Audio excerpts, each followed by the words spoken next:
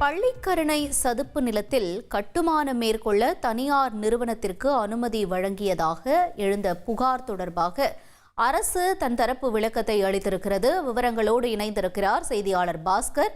பாஸ்கர், வணக்கம். இந்த புகார் தொடர்பாகவும் இது தொடர்பாக தமிழக அரசு தரப்பிலிருந்து என்ன விளக்கம் கொடுக்கப்பட்டிருக்கு? நிலவரம் என்ன?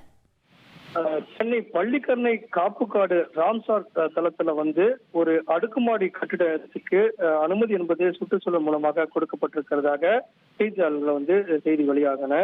இதை அடிப்படையில் தமிழக அரசு இதற்கான விளக்கத்தை கொடுத்திருக்கிறது. பள்ளிக்கரணை பகுதியில சுமார் ஒரு 698 ஹெக்டேர் பரப்பளவு என்பது பள்ளிக்கரணையுடைய சதுப்பு நில காப்புக்காடு.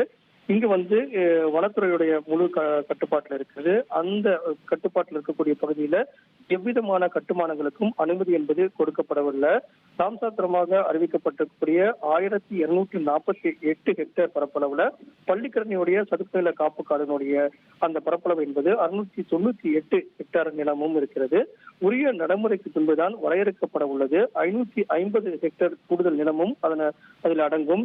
ஈரநில விதிகளின்படி பள்ளிக்கரணையுடைய சதுப்பு நில காப்பு காடுகளுக்கு வெளியே இருக்கக்கூடிய நிலப்பகுதிகளை தான் அந்த சர்வே எண்களுடன் கண்டறியக்கூடிய பணிகள் என்பது நடைபெற்று வருகிறது. அதன் அடிப்படையில் தான் அங்கு வெளியே, அதாவது சதுப்பு நில காப்பு காடுகள் பகுதிகளுக்கு வெளியே இருக்கக்கூடிய பகுதிகளுக்கு மட்டும்தான் வருவாய்த்துறை என்பது அனுமதி கொடுக்கப்பட்டு வருகிறது.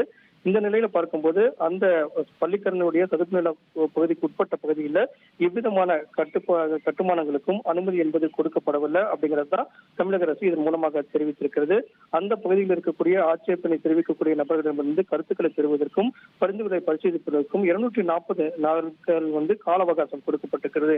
இதன் அடிப்படையில் பட்டா நிலங்களுக்கு மட்டுமே வருவாய்த்துறை மூலமாக அனுமதி என்பது கொடுக்கப்படுகிறது. இல்லாத, அதாவது சதுப்பு நில காடுக்கு உட்பட்ட பகுதியில் எவ்விதமான கட்டுமானங்களுக்கும் அனுமதி என்பது தமிழக அரசால் கொடுக்கப்படாது அப்படிங்கிறது தான் இதன் மூலமாக விளக்கமாக தெரிவிக்கப்பட்டுள்ளது.